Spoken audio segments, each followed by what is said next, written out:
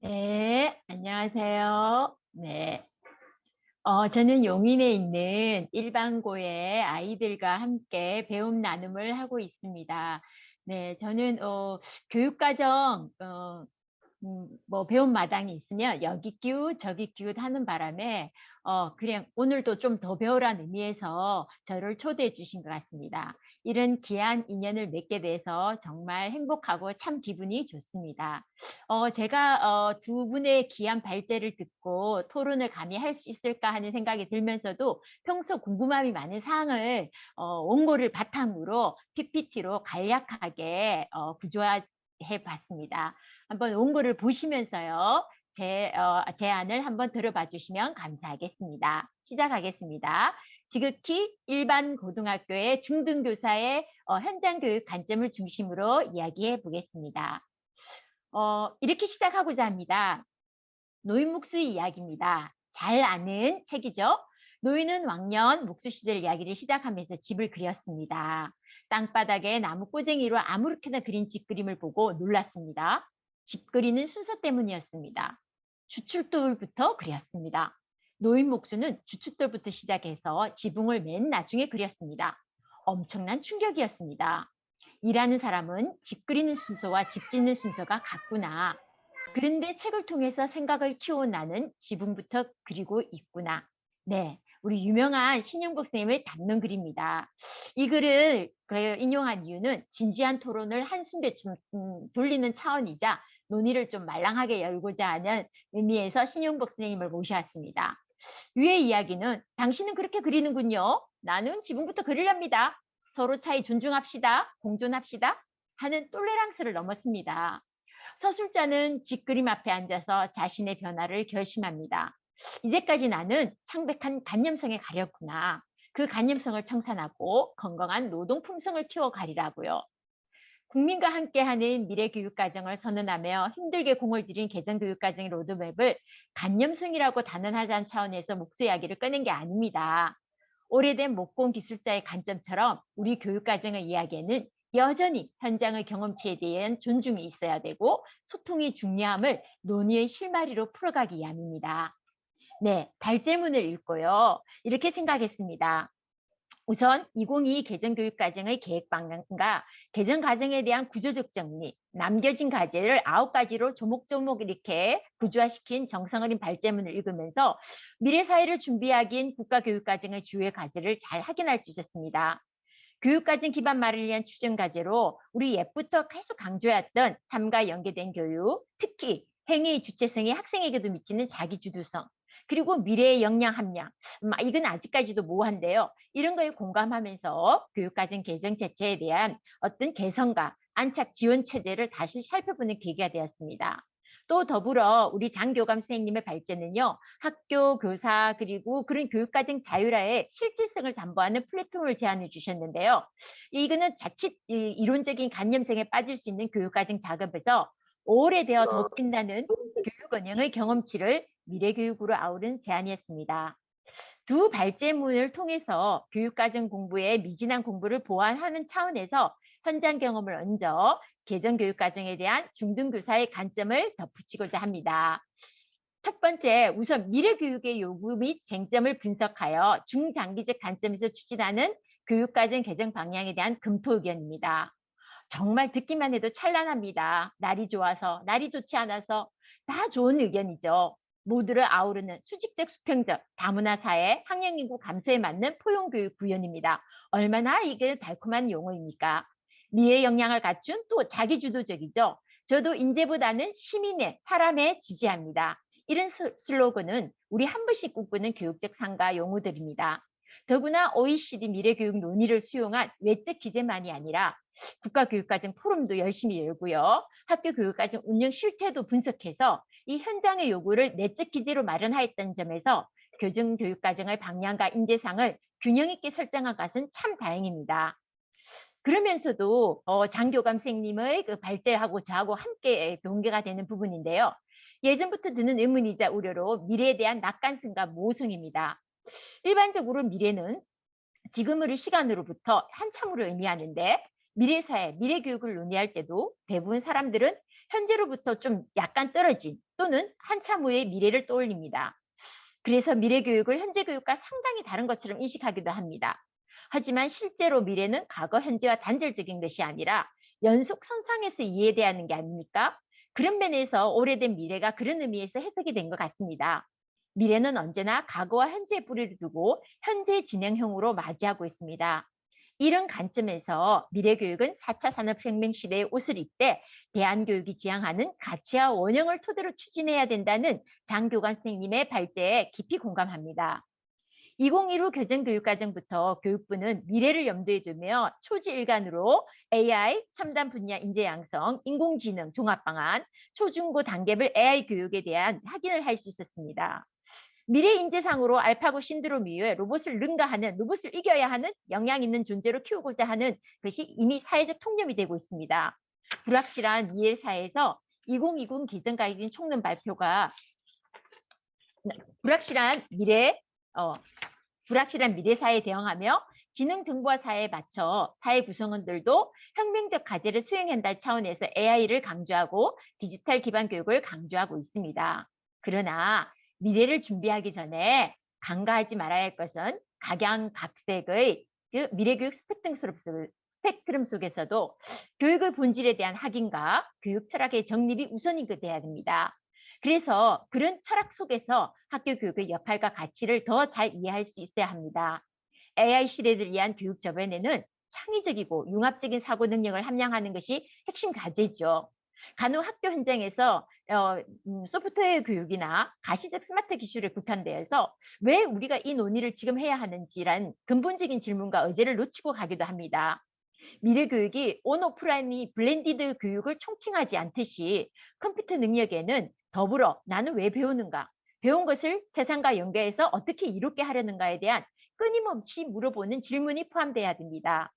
달라져야 할 것에 관심만 기울이지 말고 지켜야 할 것에 대해서 중요한 관심을 기울일 찰나입니다. 두 번째입니다.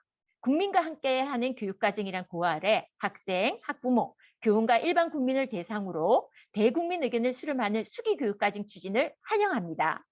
교육과정이 지향하는 인재상, 핵심 역량, 교육 목표에 이르기까지 기천명에 가까운 국민 참여의 수기장으로 공청회를 열어 사회적 합의를 끌어내며 미래교육에 대한 국민적 관심을 높이는 것은 진일부한 교육과정 추진이라고 여기십니다. 그러면서도 국민정책자문단의 수기 과정이 참여성이라는 구색 맞추기로 끝나지 않을까? 실질적으로 제대로 반영이 될까? 하는 궁금함도 있습니다. 2022 개정교육과정 총론 발표가 저는 뭐 8월로 알고 있었는데 아까 교수님 말씀은 9월, 10월에 마무리된다고 알고 있습니다. 그렇게 따진다면은 과연 10월, 9월까지 지금까지의 총론에 대한 어떤 연구를 흔들 만큼의 위상은 되지 않을 것 같고 아마 참여단의 의견이 수정 요구 수준으로 수용될 가능성이 클 것 같습니다. 그래서 장기적이고 전문적인 안목에서 다양한 층이 그 주장과 관점, 이익을 아룰 수 있는 방안이 어떻게 교육과정 논리로 도출될까 궁금합니다. 불이 정권을 초월하고 정치적 외압에서 벗어난 사회적 합의안을 바탕으로 국가교육과정이 개정되기를 소망합니다. 특히 지금까지 진행되어 온 국가교육과정 포럼 등에서 물리적, 정서적 참여 한계로 현장은 교사의 목소리 반영률이 높지 않습니다. 물론 관심에 대한 어떤 낮은 참여도 있는데요. 불구하고도 수업을 바꾸면서까지 이런 공청회 참여가 어려운 여건입니다. 교육과정 운영의 주체인 교사가 교육과정 수기의장에 참여할수록 현장에 대한 홍보, 스쳐 지나는 것이 아니라 참여의 기회 환경 구축을 요청합니다. 2015 개정에서 논의만 하고 있는 실현하지 못한 과제로 끝난 시안, 교과에 대한 시안도 전체 교사가 검토할 수 있는 장을 마련해서 최종안을 보완하는 방안이 적극적으로 고려될 필요가 있습니다. 네. 그리고 지금까지 논의된 목소리를 위해서 지역 분권화 그리고 학교 교사의 자율성에 기반한 교육과정 강화에 대한 논의에서 학교와 교사의 자율성 실효성에 대한 지원 체제가 구축되는가에 대한 의문입니다. 자율성은 국가 통제로부터 자유를 의미한다죠. 주체성은 실제 모습을 변혁하기 위해서 교육과정의 주도권을 갖는 것입니다. 자유를 아무리 펼친다고 해서 수행할 주체가 능력을 갖고 있다는 전제하에서 자율에 대한 결과에 대한 책임을 질 수 있습니다. 그러려면 전문성이 요구됩니다. 자율 수행에 필요한 전문성을 갖추지 못한 상황에서 문서만의 자율성은 오히려 교사 불신을 불러오며 그리고 학교 밖에서의 교사 학교에 대한 불신으로 이어질 수 있습니다. 학교와 교사의 자율성 강화에 대한 논의는 자율성 수행에 필요한 전문성 개발 방안과 함께 논의돼야 됩니다. 그래서 전문성에 대한 지원 체제 구축 없이 책무성을 먼저 논한다면 학교 자치의 교사들은 질의 자율성을 포기하기도 합니다. 2009년부터 학교 자치, 학교 자율화로서 학업 성적이든 교육과정이든 어떤 자율성을 반영하기도 전에 책무성을 먼저 논합니다. 이러면 교사들은 안 하고 말지, 머리 아픈 거 왜 해? 이런 식으로 흘러가게 되겠죠. 학교 교육과정을 전체적으로 조망하며 교육과정 문해력을 평가로 구현하고 또 수업으로 실천하기 위해서 교사의 전문성 함량에 대한 지원이 전방위적으로 이루어져야 합니다. 저는 교육과정에도 관심이 많지만 학생 주도성 교육에도 관심이 많습니다. 아마 제가 자충우돌 시행착오로 하는 것이 70%는 실패로 돌아갈 겁니다. 그럼에도 불구하고 이렇게 많은 교사의 어떤 시행착오의 경험치들이 모여서 교육과정에 대한 통찰력을 기르고 그리고 체계적인 교육과정 연수 체계로서 좀 더 교육과정의 실행자에 머무는 것이 아니라 개발자로 자리매김할 수 있다면 훨씬 더 현장 교사의 입금을 더 당길 수 있을 것 같습니다. 이러한 전문성 지원과 더불어 학교의 교과 내용과 수준을 결정하는 주체는 교사이지만 교사 개인을 넘어서 학교 교육과정위원회의 내시라 또는 예를 들어서 전문적 학습 공동체의 실천 연구가 이제는 교사뿐만 아니라 교육 공동체, 지역사회 주민까지도 함께 집단 전문성을 고양하도록 지원돼야 합니다. 학교 교육과정의 자율성은 교육과정 거버넌스를 기반으로 교육 공동체의 공동합의, 공동 책임이 전제될 때 더 가능할 수 있습니다. 자, 그런 측면에서 장 교감 선생님께서 발제하신 학교 안의 미래교육 자치연구소의 설립이 궁금합니다. 과연 이게 대안학교만 있었던 이유나 별무리 학교에 있었던 연구소가 행정조직상으로만 따진다면 학교의 또 다른 행정조직인데 이게 학교 교육과정과 교육과정위원회와의 차이가 있는 그런 연구소가 되려면 가능성이 있는지도 궁금합니다. 도움 설명이 필요합니다.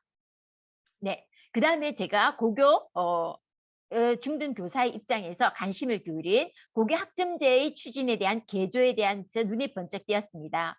고교 학점제 기반의 선택형 교육과정에 대해서 학교 현장의 현황 확인과 선택에 대한 책임 강화 체제를 요청합니다. 학생의 진로에 따른 다양한 과목을 선택 이수하기 전에 도입된 초기의 학점제 취지와 달리 지금 현장에는 선택교육과정 운영의 왜곡과 교사 수업 피로도와 소진으로 고교 학점제 추진이 흔들리고 있습니다. 진로가 비교적 뚜렷한 학생은 원하는 수업을 선택하겠죠. 하지만 대부분의 학생은 복잡해진 입시 제도에 불과한 제도로 여겨 과목에 따라서 내신 등급이 달라지기에 손쉬운 과목 그리고 내신 성적을 따기 쉬운 과목으로 쏠림 현상이 두드러지고 있습니다. 학생들에게 과목을 선택을 권리를 주는 것은 의미 있고 필요한 일이지요.